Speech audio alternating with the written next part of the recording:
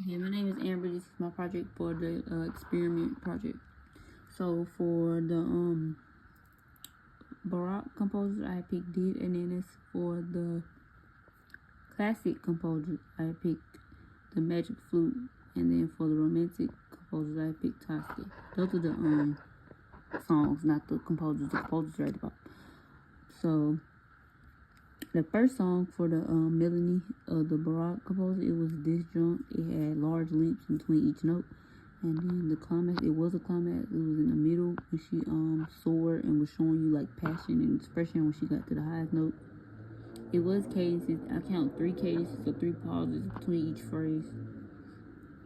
Then harmony. Harmony was in the voice, but the notes was in the instrument. Like when she was singing, the notes was coming from the instrument, but the harmony was when she was singing. The rhythm was free flowing. It was duple meters because it was 2 meters per. It was 2 beats per meter. Instrument, it was strings, piano, and guitar.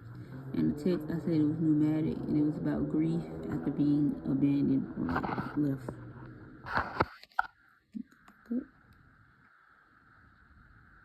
The Magic Flute, which was a classic composer, it was just disjunct as well. It did have 2, large leaps between each note, so it was disjunct. It was a climax toward the middle when she was singing to like the girl that was on the floor. She hit the highest note throughout the whole song. It was cadences. It was 2 pauses I counted between each phrase. Harmony, it was in the voice.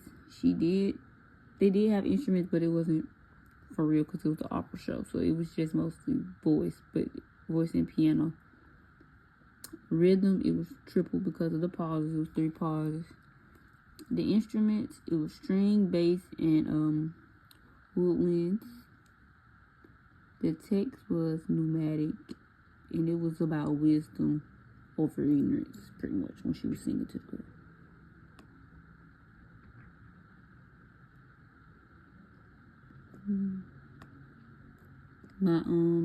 The romantic composer, the song I put was Tosca. And the melody was disjunct as well because it was large leaps again. So I think all of these are going to be disjunct. The climax, it was towards the end when she reached a higher note and she expressed her despair and anger. It was cadences. It was 3 pauses, so I said it was 3 cadences. Harmony, voice again. The rhythm, I said it was triple meter, but I think it might have been duple. But I said triple because I think I counted 3. I redid it, but I was confused out of those 2. The instruments, I did say strings, woodwinds, and brass again. Sorry.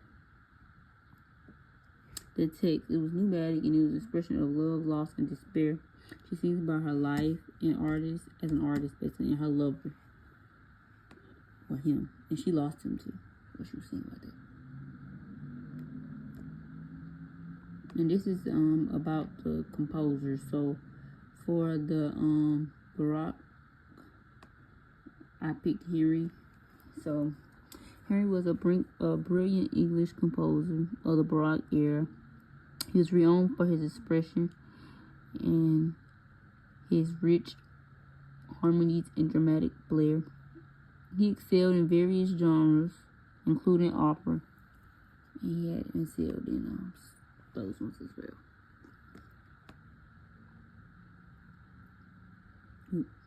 For the romantic composer, I had picked Jumont, I can't say his name, Jumont, and he was an Italian composer, considered one of the greatest and most successful out of Italy.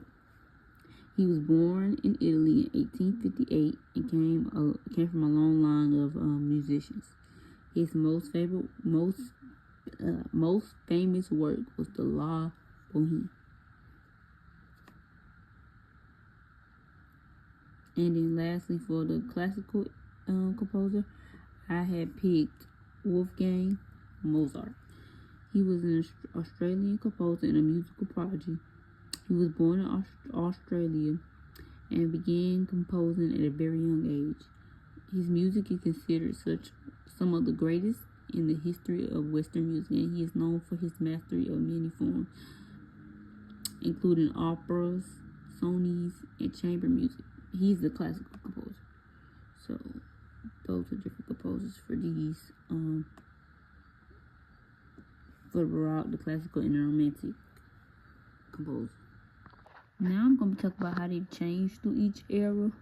So most of them were pretty much similar, but the messages or the text from the three were different. Like when I had actually translated what they were singing about, they were singing about different things. One was about grief, one was about wisdom, love, and loss. So the message or the text was completely different through each three. The instruments were kind of the same because they were all opera, so they were mostly the same. They didn't have nothing different for real. And the rhythm in the first one was free flowing, so that one was different from the last two because the last two was just triple meter. It didn't sound like it was free flowing to me. Well, it did. So actually, most of them are actually free flowing. I might have to change that, but yeah, they mostly did sound free flowing and triple. The harmony, it was in the voice for all of them. The first one I heard the instruments more. In the Baroque composers, I heard the instruments a lot more than I did in the other two, but it was instruments. So I would say the harmony in the Baroque composer, the instruments were louder than in the classical and the romantic, but it was still instruments in those ones. Cadences, it was pauses in all of them, but I heard more pauses in the Baroque and the romantic composer than I did here in the classical one. It was like she was taking kind of less breaths and she was just singing more than the last two. It was climaxes in all three of them, but they were at different parts. So the first in the Baroque and the classical composer, they were in the middle. Like she hit the highest note in the middle. And in the romantic one, it was more towards the end, like when she was finishing the song. That's when I heard it. In the end, I didn't hear it really in the middle like I heard the other one. And melody was the same for all of them. They were disjunct because the leaps, like it was large leaps. It wasn't small leaps like in the conjunct. So all of them were disjunct. All of the melody was disjunct. So overall, I would say they're mostly the same, except the text that's kind of different, and the harmony, like when she was singing. But other than that, most of the classical, the romantic, and the Baroque eras, they're mostly kind of similar.